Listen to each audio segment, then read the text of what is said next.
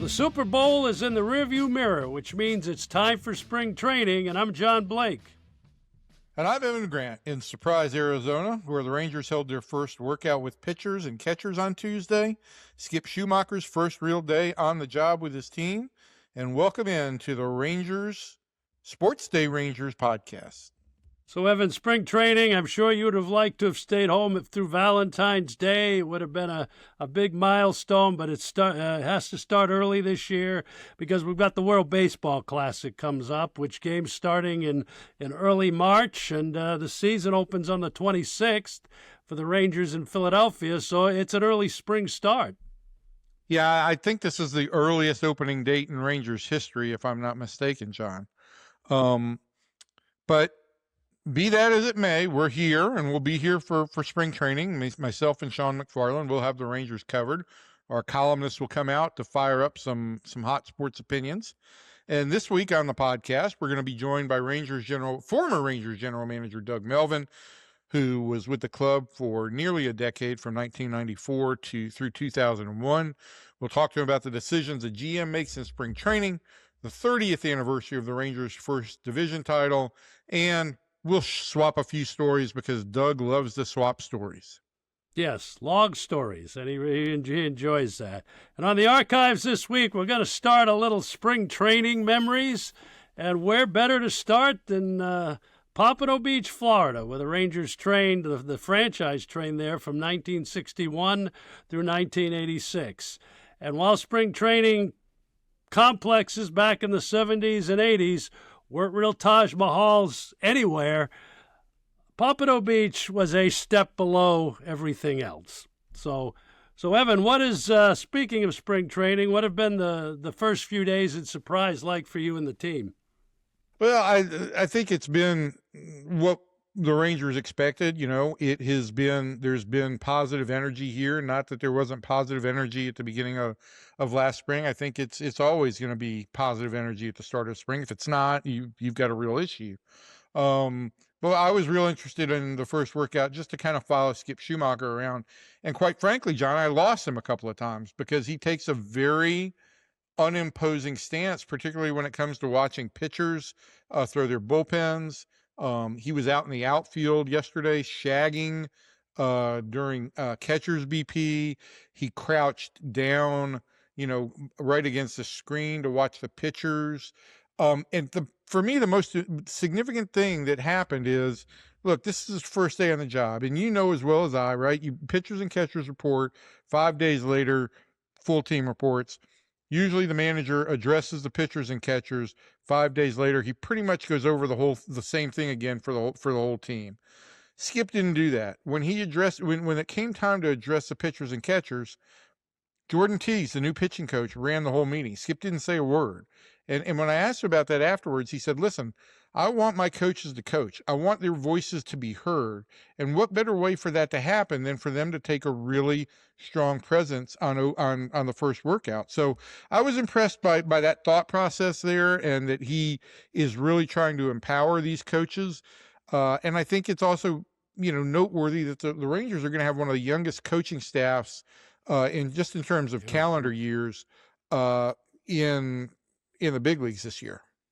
I thought it was interesting, and you wrote about this a couple of days ago, where Skip said, I want players, I don't want it to always be a situation where myself or one of our coaches is going to a player. We're trying to create an environment, both in spring training that will carry over to the regular season, where players will come to us, and they'll feel comfortable coming to coaches. I think that's a really great way to look at it, and a good way to get started. Yeah, I really was impressed with the things he said yesterday. First of all, and you've been through this with any number of managers, right? A new manager comes in and you're hearing the same things in a different voice or with different words, and it sounds a little bit different. But I heard some things that, I hadn't heard before. And one thing that Skip mentioned yesterday was, I think this spring, the first steps is going to be going to players and giving them positive feedback and positive encouragement. And when needs to be direct, be direct. But he kind of remembered the story of what it was like as the last player competing for a spot on the roster in St. Louis, and he'd come into spring training the morning of the workout, and the hitting coach, who was Mark McGuire at the time, or the fielding coach, who was Jose Oquendo, would grab him immediately and say, "Hey, I got something for you. I found something in your swing," or I want you to work on this drill today. And he was like, that really made me feel like this guy cared about me, that this guy had spent time putting effort and thought into a way to make me better. And I'm the last guy on the roster. And he expressed that to his coaches. He wants them, many of whom, Rod Barajas, Travis Jankowski, Dave Bush, all played in the big leagues. Big leagues. He wants them to remember that when they're talking with players. Go up to a player and give him something early in the morning that's encouraging, and it will make him understand that, hey, you're as invested in him as he should be invested in the team. Well, let's talk a little bit about some specific players. The Rangers earlier this week signed a familiar face in Jordan Montgomery, who is not going to be ready probably, till mid-season. But again, in a situation where you're always looking for starting pitching depth, seemed like a pretty good move for Chris Young. It's a low-risk move. The deal is still pending a physical as we report this. But he had Tommy John surgery last March. Keith Meister, the Rangers team physician, did the surgery and is overseeing his rehab. So the club feels very comfortable with that. And that's one place where Dr. Meister makes a big difference for the Rangers. And secondly, look, I think there's something to be said. It's hard to express this, but you've got to have a lot of pitching depth, and you can't just count on your farm system providing that pitching depth over the season.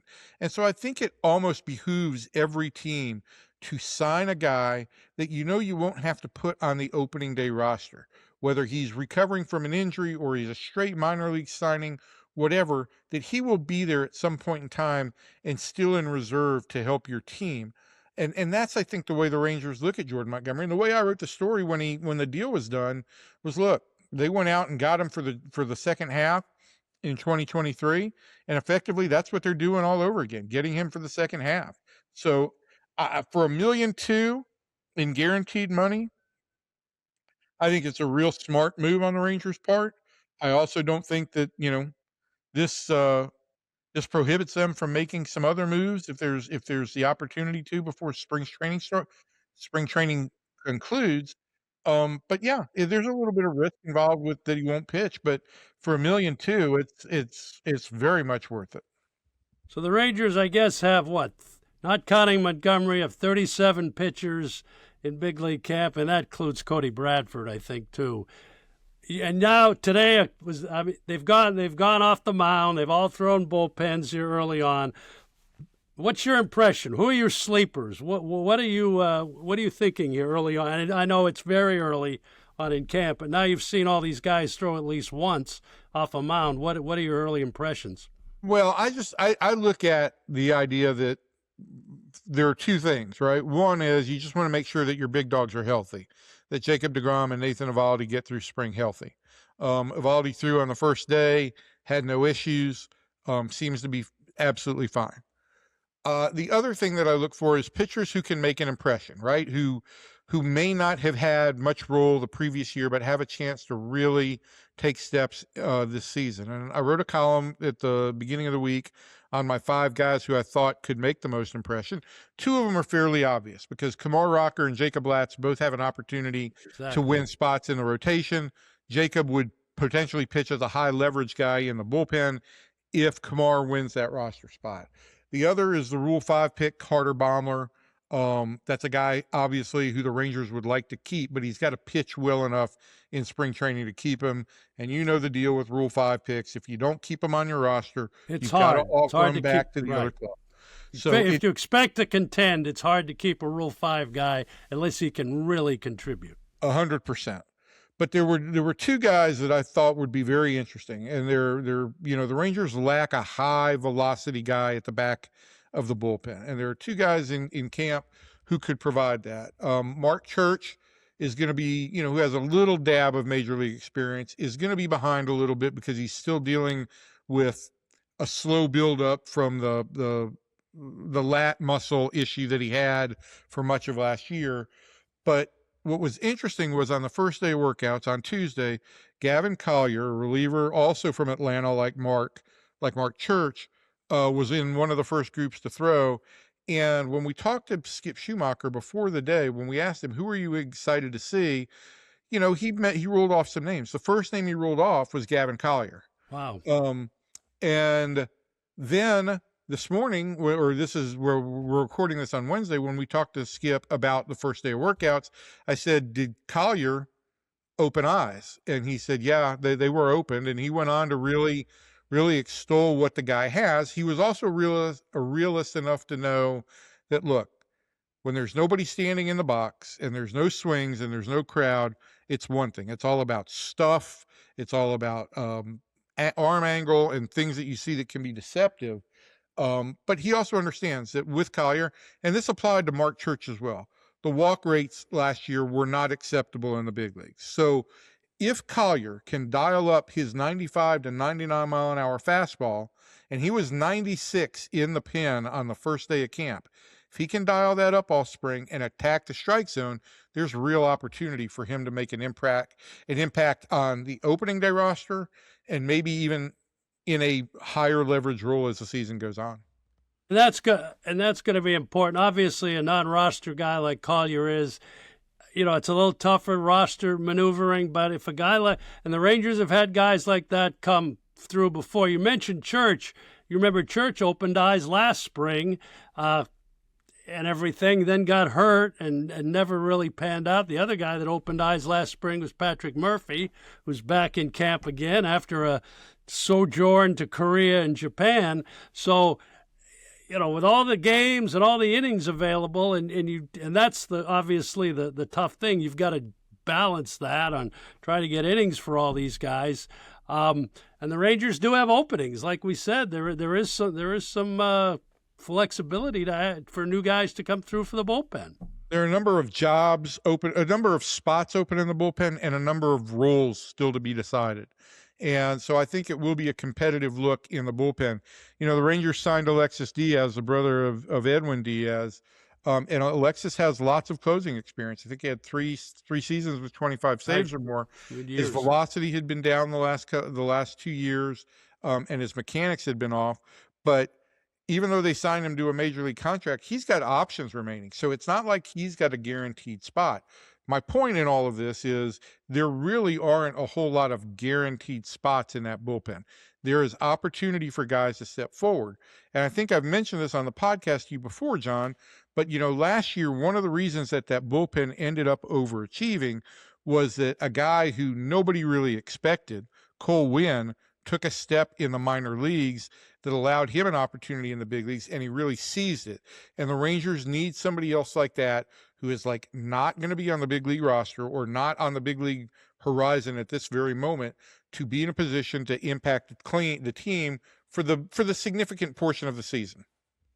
Last thing on the team, because we'll be talking about this all spring with position players, but the impact of the World Baseball Classic. Rangers didn't have a lot of impact in 2023. Jose Leclerc was supposed to go pitch for a Dominican Republic team that personally I know very disappointing. But this year you've got Robert Garcia, chance to have a real role with leverage in the back end of the bullpen, and Alejandro Osuna, outfielder. Both are going to be gone for at least a part of camp. Those are two of the most significant ones. How do the Rangers look at that early? Well, I think that this is great for Alejandro Osuna and for Robert Garcia. Robert is very, very much wants to have a high leverage role in the bullpen. He's going to be on a Mexican team that has Andres Munoz in the closer's role. And we can try and rank closers all we want, but Andres Munoz right now is one of the top 3 closers in baseball. And in that environment, when you are teammates with guys, they are open books. And you can talk to them, you can have conversations with them. There is a real opportunity for guys who want to learn to get something from these elite pitchers. And Robert said that's as much as he's got Mexican pride on his father's side of the family, his mother's side of the family is German, his father's side is Mexican, as much as it's a part of who he is and he wants to represent Mexico, this opportunity to learn and maybe have some benefit that applies to the role he wants to win this year, I think there's additional benefit there.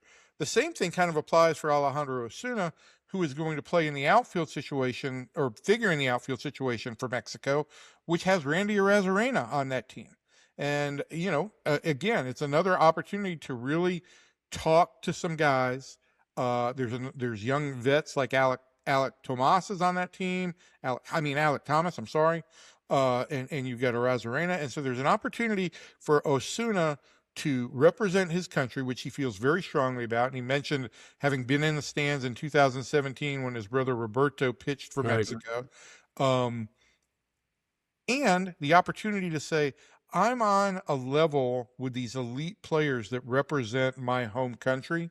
And I think that just makes the opportunity to garner some experience and some learning really available to these guys.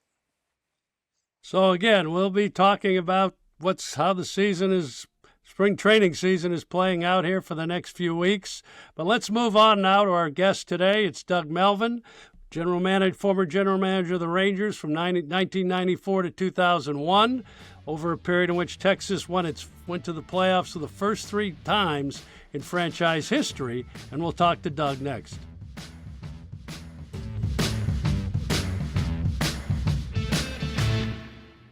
Well, our guest today on SportsDay Rangers is a familiar name to all Ranger fans, Doug Melvin, who was vice president and general manager of the Rangers from 1994 through 2001, then went on to be the general manager in Milwaukee 2002 to 2015, now a special senior advisor to the Brewers, Rangers winning their first 3 American League Western Division championships under Doug's reign. So, Doug, welcome to our podcast here this afternoon. Great. Looking forward to it. It's been a while since I've seen the two of you. So how are things going these days as senior advisor? Are you headed down to Arizona for spring training at all? Well, tomorrow. I'm going to Antarctica tomorrow. Antarctica? Yeah, Antarctica tomorrow for about 18 days.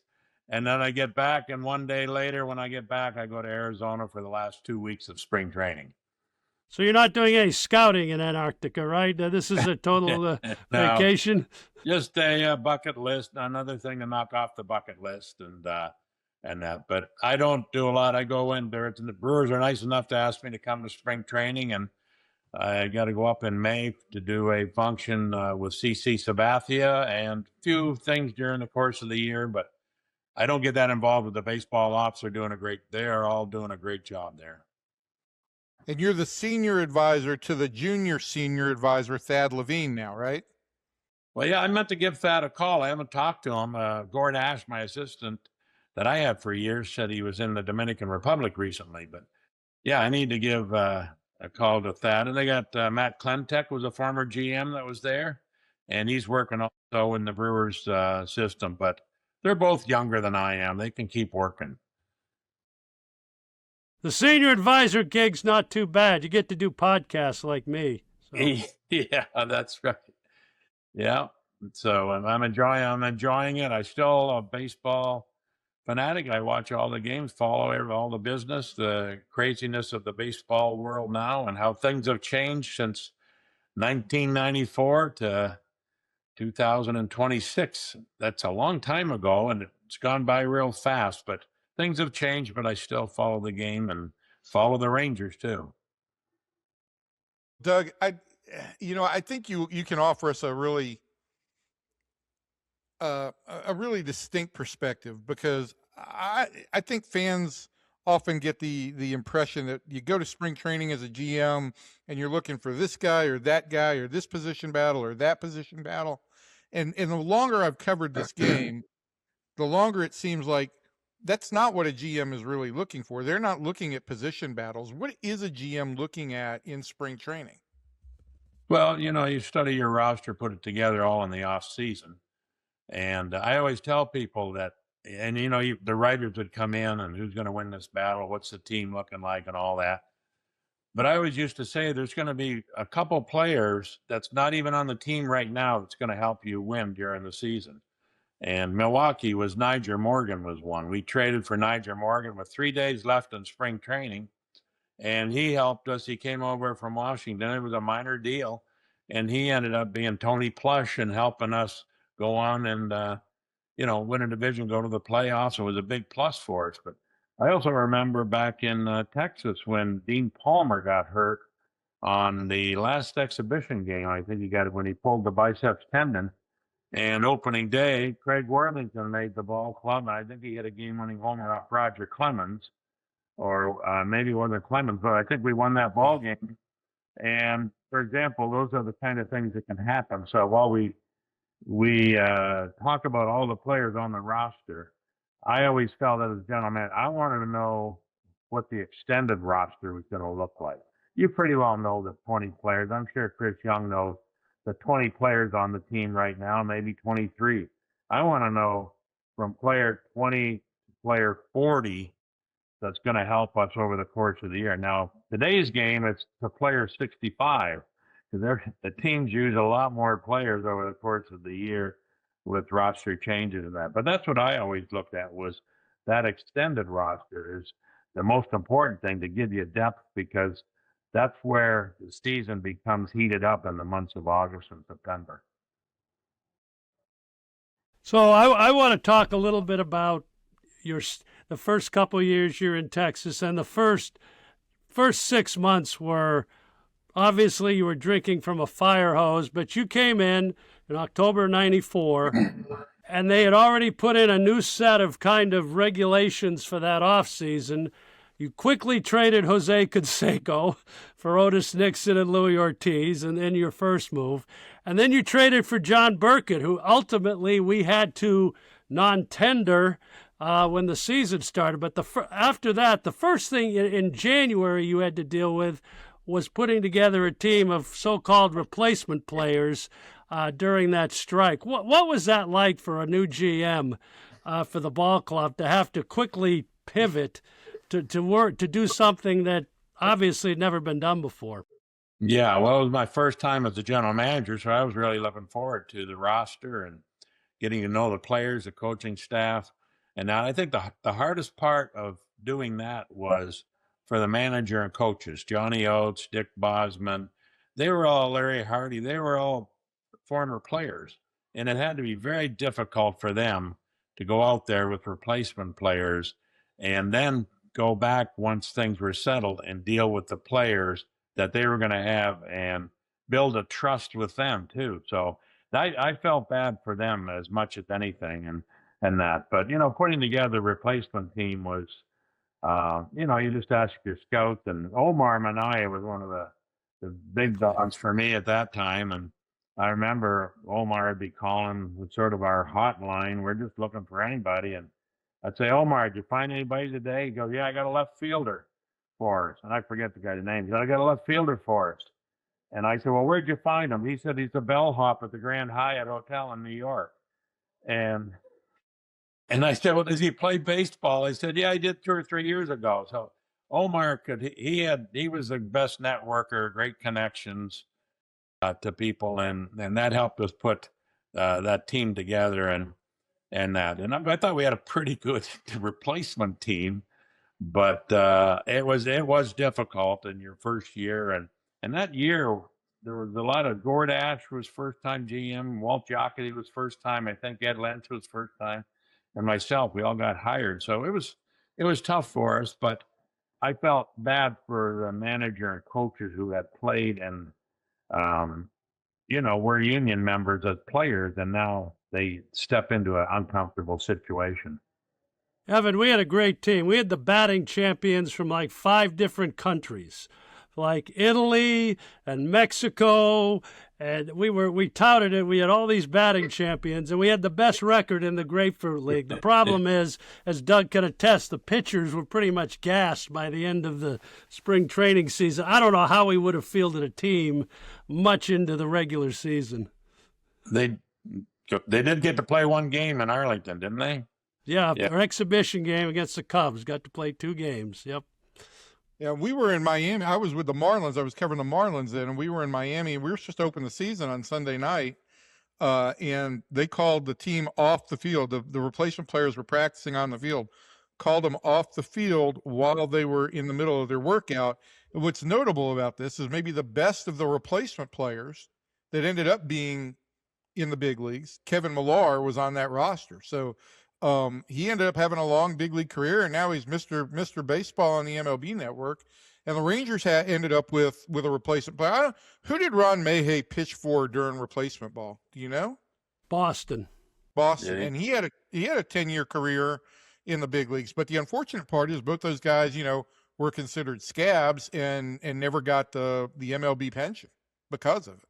Well, later on, I had Damian Miller with the Brewers, and Damian was a popular player amongst teammates in that. But he ended up being in Arizona.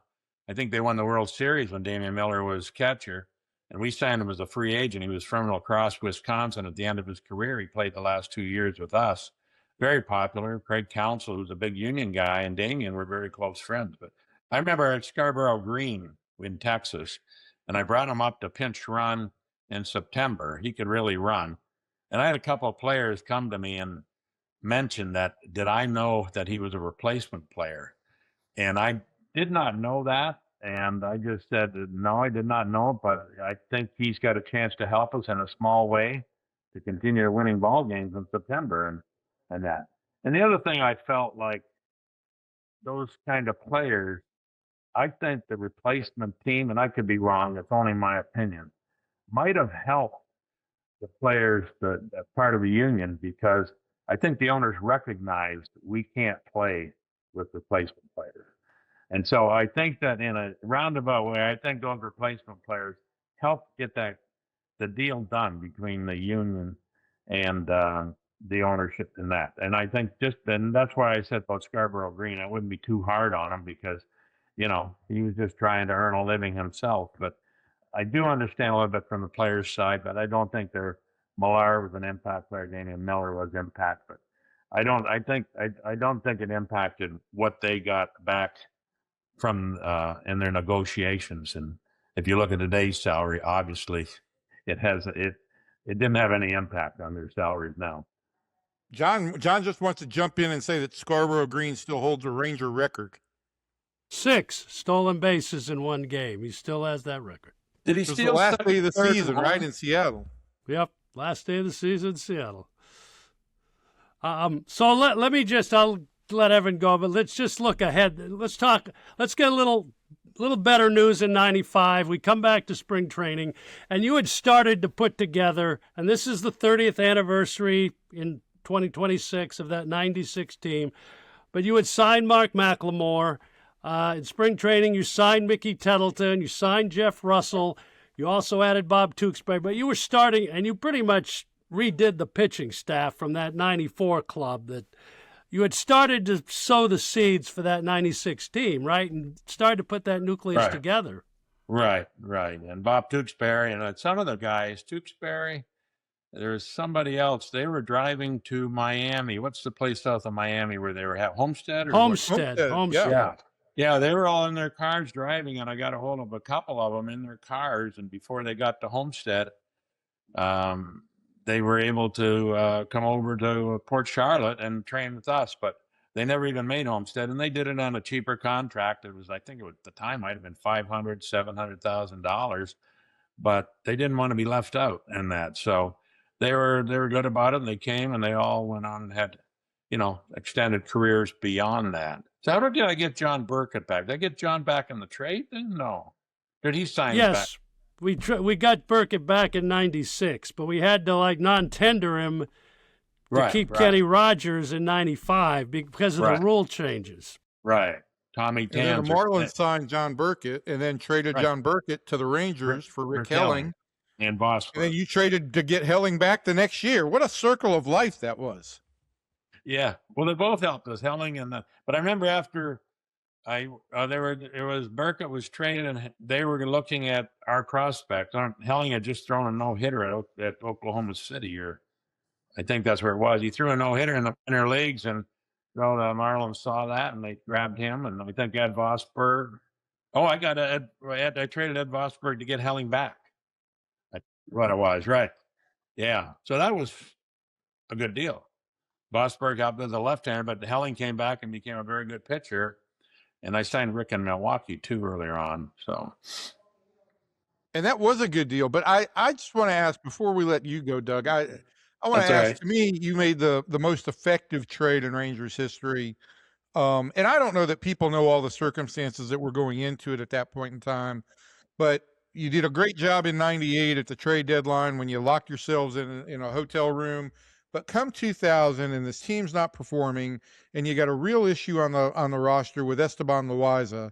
And can you talk us through exactly what was going on with Loaiza and how it came that you ended up with Michael Young? I know you thinking I was going for Darwin Cubion at this point, but how did you end up with Michael Young in that deal? Yeah. Well, Gord Ash was the GM of Toronto, and later on, Gord comes to be my assistant for 15 years.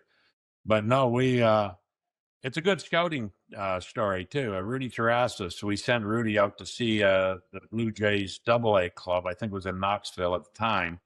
And they had some depth in the infield, middle infield. They had Felipe Lopez. They had a player, Brent Abernathy, was a second baseman. And they had Michael Young. And we sent Rudy in to see them for a good 4 or 5 game series. And Felipe Lopez was probably the better prospect. Brett Abernathy would have been today's analytical prospect. He hit home runs, left-handed hitting, not a very big guy, but hit some home runs, great on base percentage. But he was only a second baseman. Felipe played shortstop. And then Rudy says, I like this kid, Michael Young. He's athletic. He can play center field. He can play second. He can play short. He plays with a lot of energy. And so I had to make a decision. Do you sort of go with what people in the industry feel that Felipe Lopez is the better guy? And we were just fortunate that Toronto had that depth. They could give up one of the players. And so we went with Michael Young. So he ended up, we made the deal with Michael Young and Darwin Cubion, and Esteban went over. And I think Esteban helped Toronto too in the last month or second month of the season. But that turned out to be one of people ask me, what are your best trades and whatever. CC Sabathia is the one that had the biggest impact in Milwaukee for it.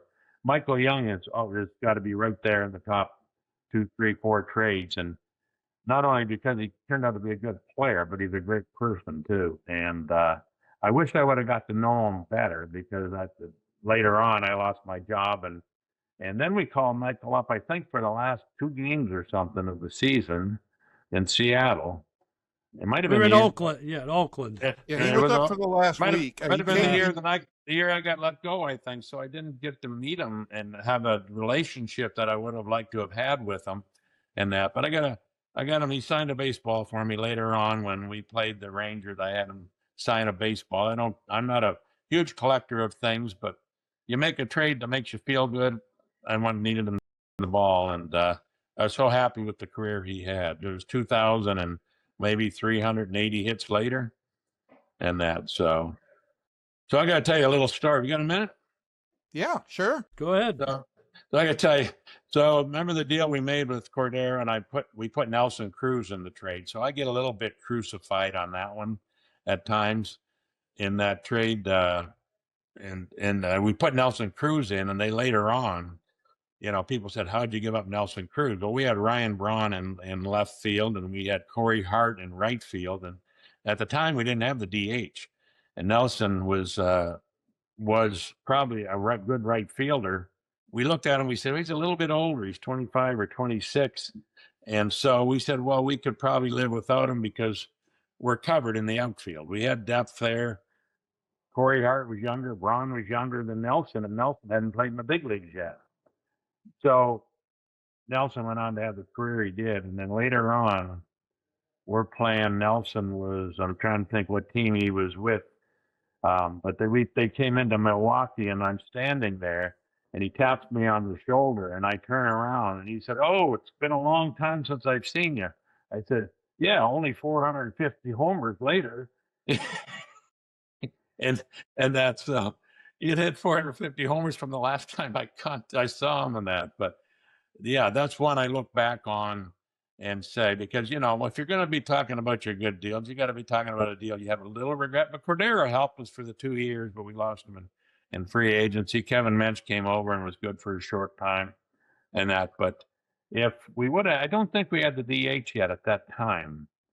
And I think if we might have DH, On he the national. considered it, and he might have considered keeping him. He was a good outfielder with arm strength, but we just had depth, and he was a little older AAA player than the guys we had in the big leagues.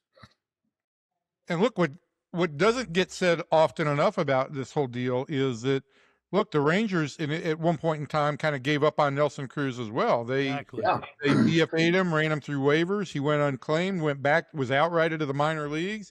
It was only when he was really about, I guess, 28 that he really came back up and started really. He was the classic late bloomer. If I made a mistake in that deal, the mistake was not claiming him on waivers. Yeah. Right? When they put him on waivers, that was a mistake that the idiot Doug. Why didn't you claim him and get him back? Yeah. And so, but again, he was a little bit older, and I think that's what people stayed away. Well, I think your track record over 20, what was it, almost 25 years as a general manager certainly had a lot more hits than you did misses. I got this for 20 years as a GM, like Major League Baseball. So it sits here next to me. I better not drop it. But anyways, yeah. So I got that for 20 years of baseball. I was happy that I was very fortunate to only work with 2 organizations in 20 years as a GM. Today, it doesn't happen very often. Well, that 96 team here in Texas, we're celebrating it this year. We're having an event in August. Hopefully you can come down with the players and the coaches that were on that team. It's a team that's remembered fondly here, and we appreciate your time today. We don't want to take any more of your time, and we know you got to go to Antarctica. So have a great trip, and I hopefully will see you this season. I'm going to start walking like a penguin, but I knew there had to be a penguin reference in there somewhere. Yeah. Well, we appreciate it, Doug. If I get invited, I'll come in August. Okay. Well, you'll get invited. Don't worry. Okay.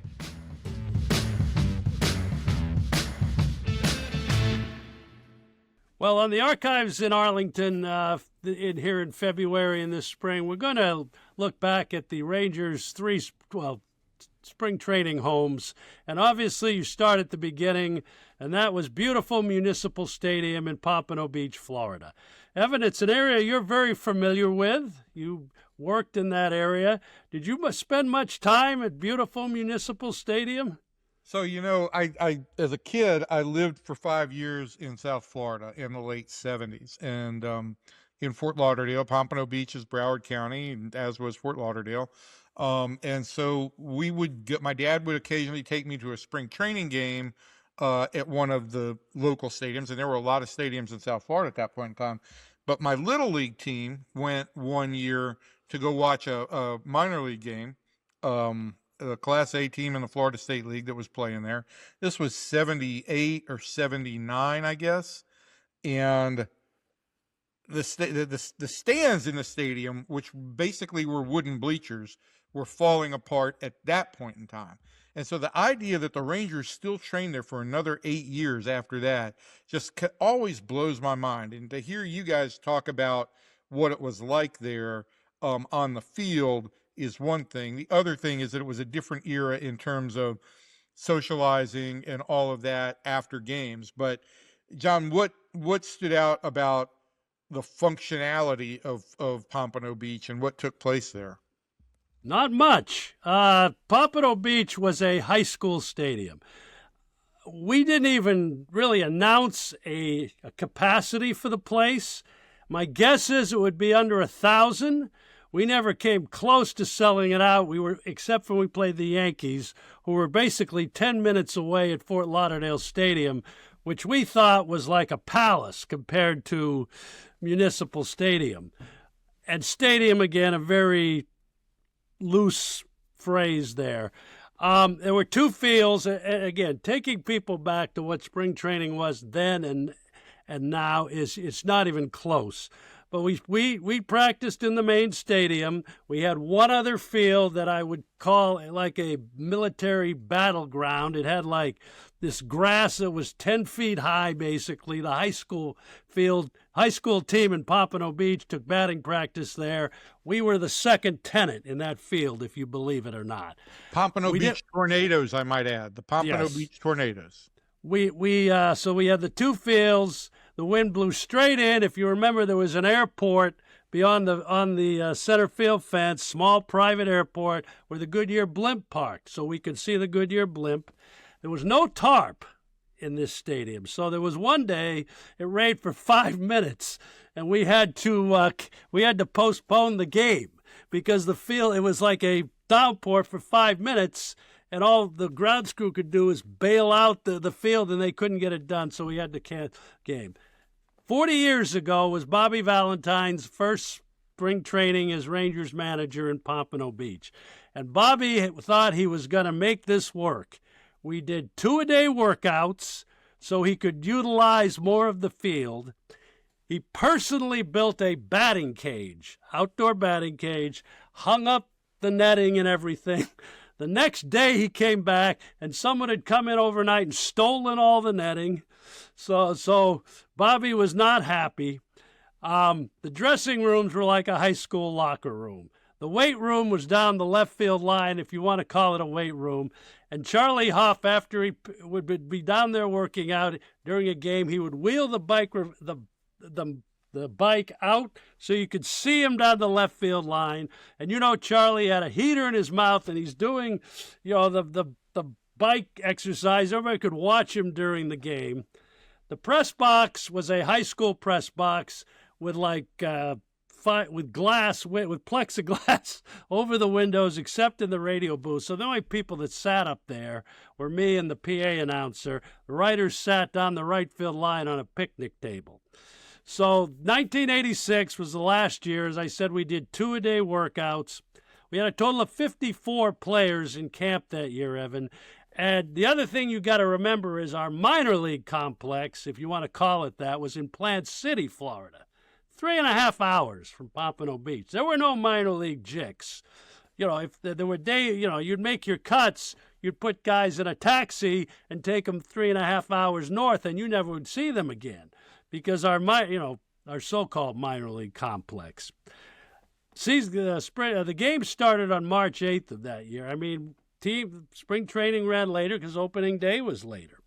We had 8 total coaches, the 6 major league coaches and 2 minor league coaches. And just by comparison, 1981, they only brought 46 players total to big league camp. So the regulars played all the time. Pitchers threw 5 innings. But in 1986, that team really kind of came together in spring training. We've talked about Pete Incaviglia before. On February 26, 1986, everybody knows the story. He's coming straight out of college at Oklahoma State, hadn't played in the minors, and Bobby Valentine's pitching batting practice, and Inky hits a line drive that goes through the left field wall. Again, the left field wall was rotted. Let's not call it a wall. It was a fence. It was a wooden fence. And the ball goes right through the wall, and it was hitting in a 20-mile-an-hour wind, we said at the time. Now, if you tell the story, it was a gale force coming in. But we kept that hole in the fence all spring to just show what Incaviglia could do. He makes the team, hits 30 home runs. It's the same spring, and I looked this up the other day, that Charlie Huff had one of the more unusual injuries that I've ever seen. Now, Charlie had won, he was the ace of the staff. And on March 24th, which was about 10 days before opening day, and we were still in Pompano, Charlie broke the little finger on his pitching hand, his right hand, when he tries to shake hands like this with somebody out at dinner, let's say. So he breaks his finger. They have to put 2 pins in. He misses the first month of the season. Still wins 17 games. So Pompano, and that was the spring. Edwin Correa, Bobby Witt, Mitch Williams, and Ruben Sierra, all very, Correa was 19, Ruben was 19, and that team went on and won 87 games. But and you know, Evan, Pompano Beach was in a great area. All you had to do was go over this little causeway, and you were on the beach. And you mentioned the social aspect of it. Players, staff, everybody stayed at the Holiday Inn right on the beach. And there was a bar called the Laughing Fish. And, you would all congregate in there before you went to dinner or after you went to dinner. I remember I was in there the night Georgetown, this was 1985, Georgetown lost to Villanova. I had done their basketball games for the previous 7 or 8 years. And they lost to Villanova in the NCAA championship game, and players are sitting there giving me grief and everything. It was just a different era. It was a great time. And the next spring we moved to Port Charlotte, which we'll talk about in a later podcast, which at the time was a great complex. Later on, it certainly wasn't. But in 1987, there's plenty of stories to be shared about Port Charlotte too from my time there. But yeah, I think that, the South Florida scene, which I got to experience from 75 to 80, and then again in the 90s as a baseball writer, it was just different. It was a different era, and every little town had its little signature watering hole. The Braves, Bobby Cox and everybody would go out to Monero's Steakhouse and eat in West Palm Beach. The media dining room in West Palm Beach was a broom closet, and they basically put some tuna salad in there. And when we went to West Palm, we loved it because our media dining room was like this little closet in the back of the clubhouse, and we had these big cans of tomato soup, and we became known. It was called Captain Jack's, and we served tomato soup and hot dogs. That was our spring training lunch. But I'll just end it with this. You mentioned the Yankees, and obviously Fort Lauderdale Yankee Stadium was central. It also was backed up to an airport, executive airport in Fort Lauderdale. But in the spring of 1977, my dad took me to a Yankees spring training game, and I was 12, almost 12. And went there with a beat-up old baseball and was standing near the dugout when Mickey Mantle and Whitey Ford came over. And there were a bunch of New York kids down there, and I stuck my little ball out there too and got an autographed ball by both Mickey Mantle and Whitey Ford. And it's the one baseball that I've kept since I was 11 years old. It sits on my right above my desk in my office. And it was a great time to be a kid in those situations, because there weren't all the collectible hounds and there weren't all of those other things, and you could meet a player and actually get an autograph and feel like you really did have an interaction with the player. Yeah. And Pompano Beach again was what it was. It was kind of embarrassing. I mean, in terms of that, with other clubs, even back in the day. And when I was with the Orioles, we were at Miami Stadium, which I'm sure you've been to, which was 10,000 seats, but it was also falling down.